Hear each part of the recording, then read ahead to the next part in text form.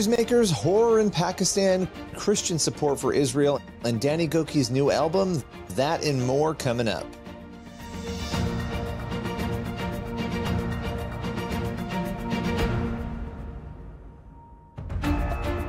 Welcome to Newsmakers, a show where we go behind the headlines each and every week to bring you interviews with pastors, entertainers, politicians, and other notable news figures. On today's Newsmakers, should Christians support Israel?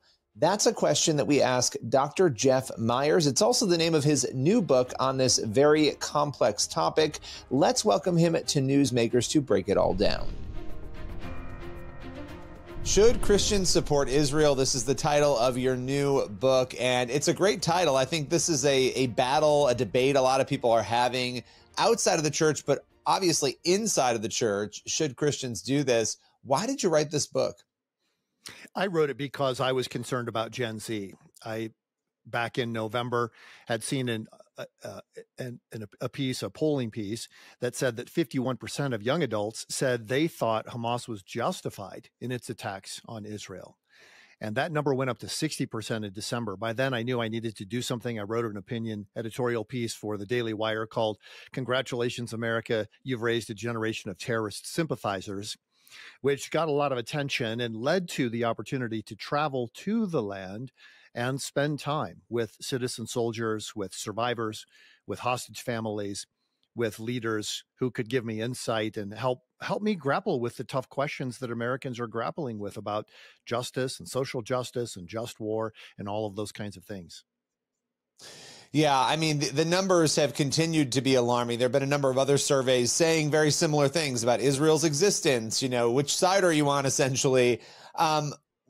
This is going to be a broader question, and then I want to get into your trip, talk a little bit about what you saw, what you experienced. But why do you think Israel is always at the center of our news, of our geopolitical issues? It seems like Israel is the thing that we're always talking about, and it doesn't change. In fact, since October, it's become an even bigger issue.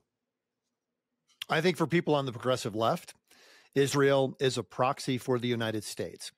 So you can't come right out and attack the United States because you'll lose support. But if you attack Israel, that's fine. And by doing so, you can attack the United States. The very same people who are going after Israel right now are the people who are the biggest critics of the United States of America. And I think that's why anti-Semitism has such traction in Gen Z. Only 16% of Gen Zers say they're proud to be Americans.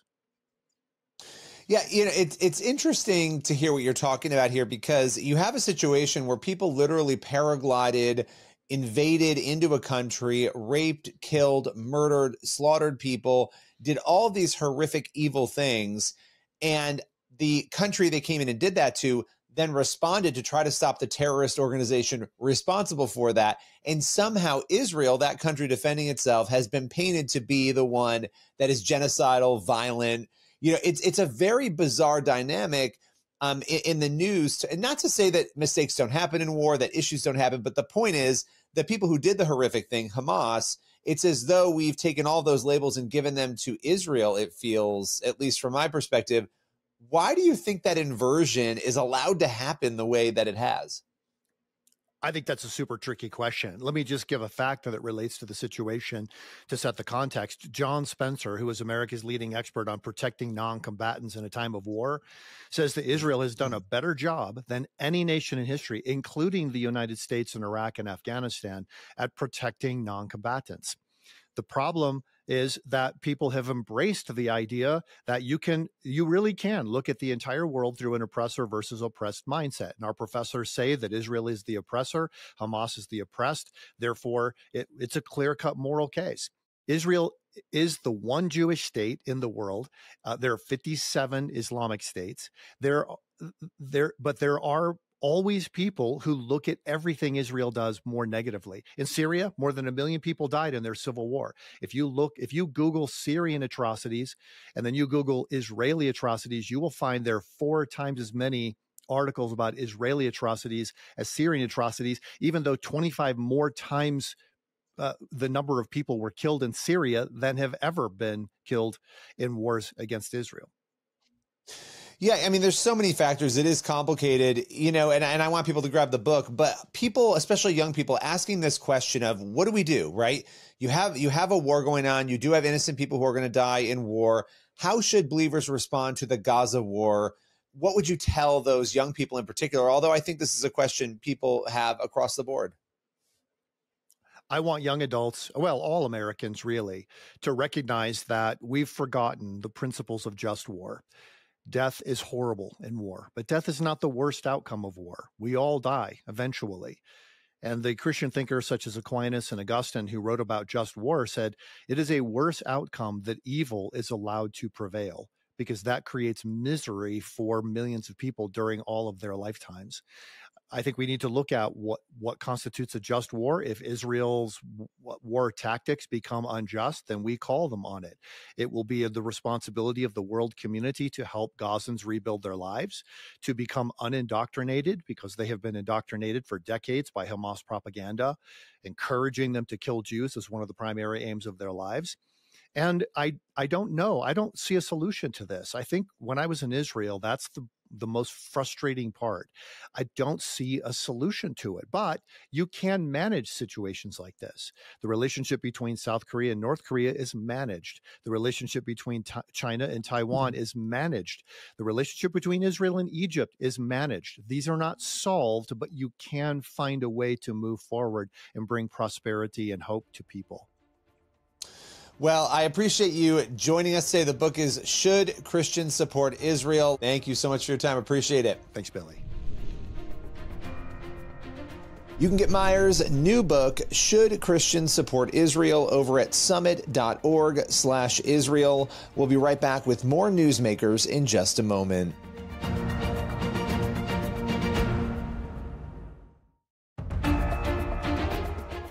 Welcome back to Newsmakers. The situation for Christians in Pakistan continues to be horrific. David Curry, CEO of Global Christian Relief, joins us to discuss persecution, blasphemy laws, and what believers around the world can do to help. Let's welcome him to Newsmakers to break it all down. Appreciate you joining me, as always, to break down the state of Christian persecution. Let's talk a little bit about Pakistan. Pakistan has been in the headlines of late. From a 30,000-foot view, what is the state of persecution against Christians there in Pakistan? Well, I would say that Pakistan is one of the most difficult countries to be a Christian, certainly because of the mob violence, because of the blasphemy laws. At the same time, I still have a sliver of hope that it has the possibility, as a democracy, as a country that has some systems that still work, of being a real light in that region. But for now, what we have is a group that has been moving towards closer and closer anyway, towards the rule of Islamic extremism. They have very strong blasphemy laws, which I describe as vigilante laws. They give any extremist the ability to make an accusation against a Christian that they have offended in some way Muhammad, and then rile up a mob to attack them. And many cases kill them. In some cases, they use blasphemy laws to imprison or give a death sentence to a Christian. And as near as I can tell, in all these years I've been doing this, I don't remember a case that seemed at all legitimate. So, I mean, it's just very common that there are false charges brought. You know, you talked about having some hope. There were recently some resolutions surrounding mob lynching and protection of minorities. Can you talk a little bit about those resolutions and if they give you additional hope, if there's a reason to still be concerned? Well, I think, first of all, there are church structures, Christian structures, which have been grandfathered in. So you do have the presence of some church schools, some denominations which are allowed to function in Pakistan, but they're under great pressure. I've talked to many of these leaders. We've looked at how we can help support Christian schools peacefully existing within these Islamic communities. Only, somewhere less than 2% of the people in Pakistan are registered as a Christian. So it's a small population relative to what's going on. So, and they have, they have a court system, they have an election system. So that's what I mean. I think if the people woke up to say, like, we're not going to empower extremism, but the reality is blasphemy laws are protected by the courts for fear of mob violence. If what will happen on a Friday afternoon if a Islamic leader gets up and says we're going to attack because they're going to take away these blasphemy laws, and we want to impose even stricter Sharia laws. Remember, it's right across the border from where the Taliban is ruling, and that's a portion, small portion perhaps, but a powerful portion of Islamic leaders in Pakistan. That's how they would like to rule Pakistan if they could.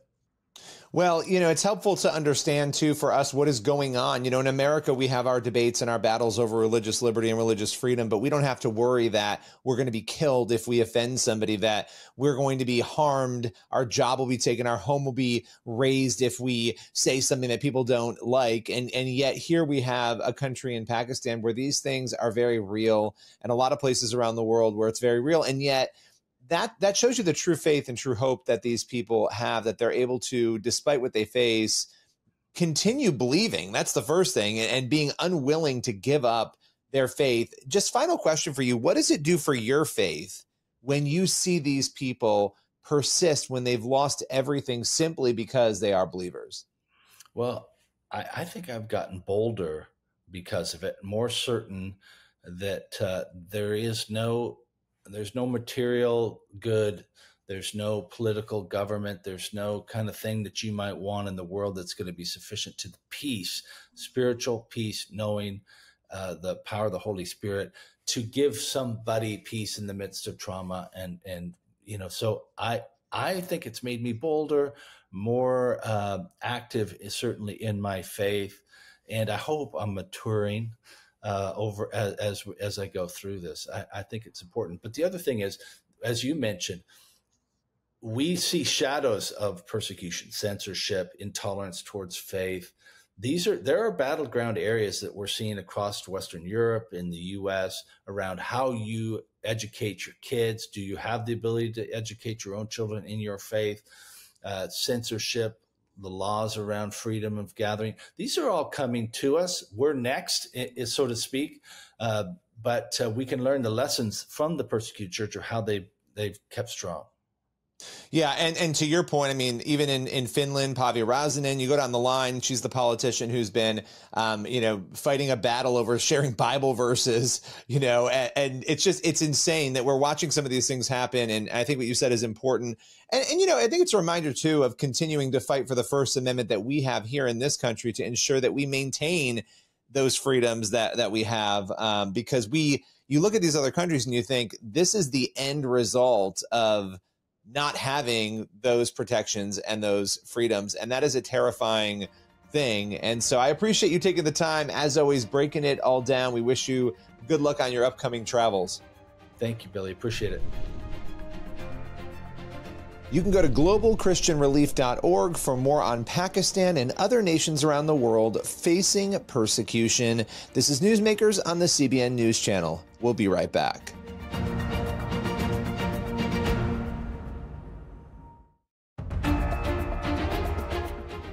Welcome back to Newsmakers on the CBN News Channel. For our final segment, we sat down with Christian singer Danny Gokey to talk all about his faith, his new music, and his path into the entertainment industry. Let's welcome Danny to Newsmakers.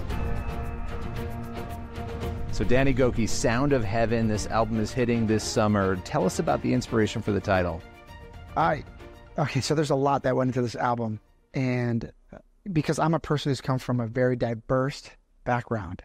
I'm raised in so much culture being around me. And so I remember as I started writing the songs and seeing the different themes and the inspirations, I was like, man, this is a very eclectic album. And I was like, man, there's the theme of hope, theme of Christ, but the sounds are different, because people know I really CCM. There's gospel feel, there's that Latin, and when I wrote Sound of Heaven, I was like, this is it. This is how I put this all under the banner. It's the sound of heaven. Because I always pray before I go into an album, because God is the greatest songwriter of all time. And I'm like, Lord, give me some inspiration. Because I believe when we get to heaven, we're going to see that the sounds of heaven are so diverse. And I just was able to capture a little bit into this album of the diversity. Because it's creation's diverse, cultures are diverse, language is diverse. Like, think about all that.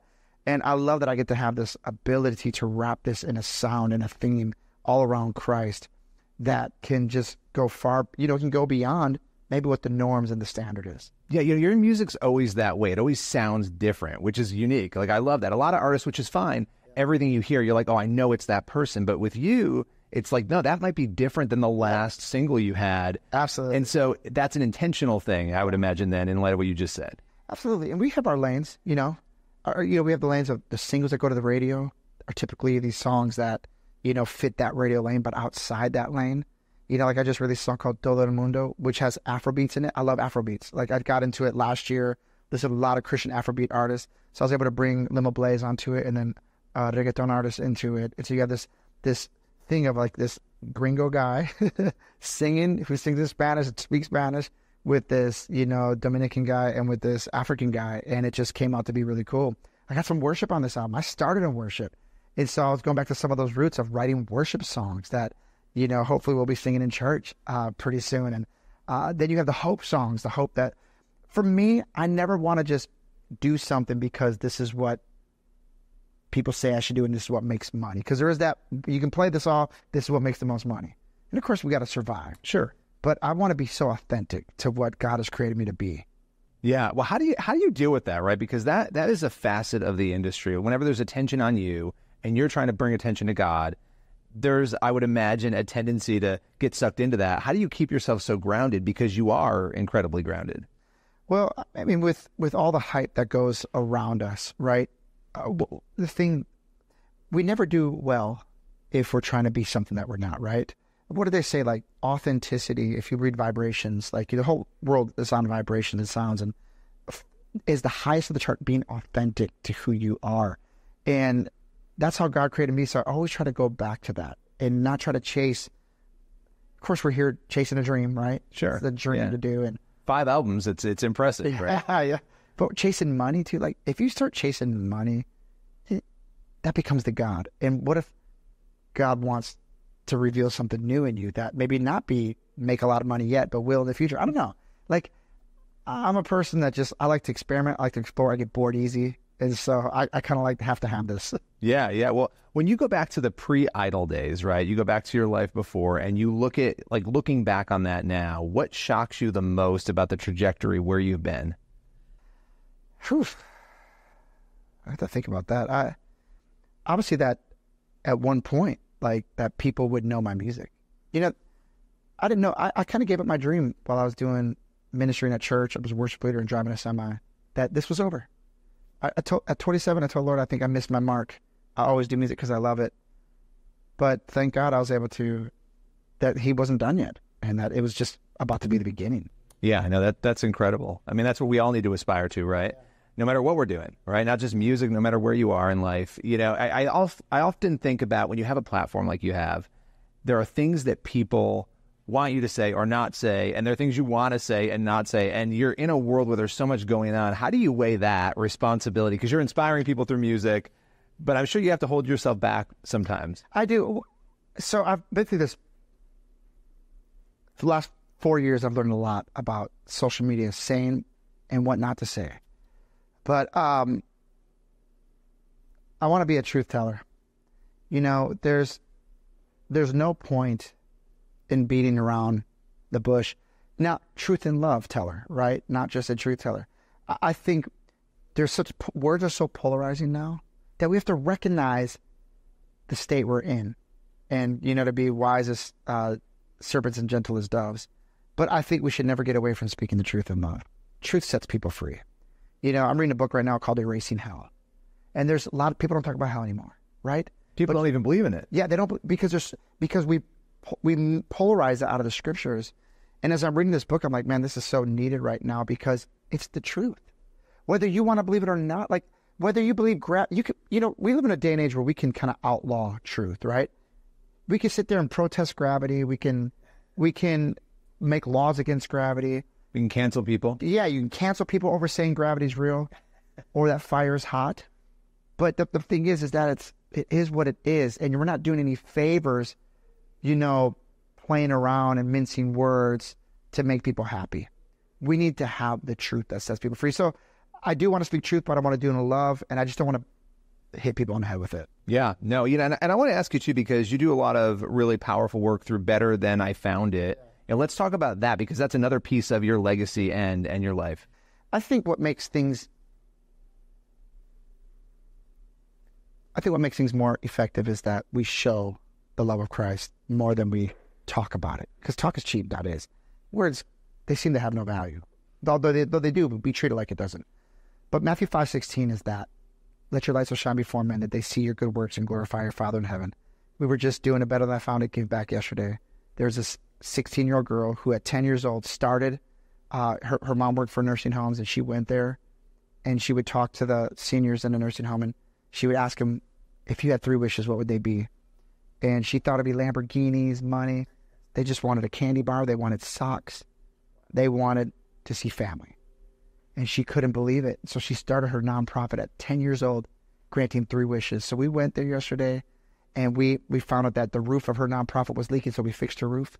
We found out that her kitchen needed redone, so we redid a whole new kitchen makeover for her in her community center. And what was the last thing we did? We did one more thing. Oh, we had an Amazon wish list where we had all these people send stuff. And then we asked her mom, we surprised her mom. So we surprised with this. Then we asked her mom, we said, what's her 3 wishes? She's a 16-year-old girl. Wow. And her mom said, well, her daughter's simple. And so she wanted candy bar, candy, her favorite candy, makeup. And then we heard that her dog passed away, so we bought her a new dog. Oh, wow. So Better Than I Found It is going out, finding the people who are changing the world in their corners of the world. And we find out what they need so they can keep going and be inspired to keep doing what they're doing. Well, I love that. I love it. The album is Sound of Heaven. Danny Gokey, appreciate your time. Thank you, Billy. You can get Danny's new album, Sound of Heaven, wherever music is sold. We'll be right back in just a moment with more Newsmakers.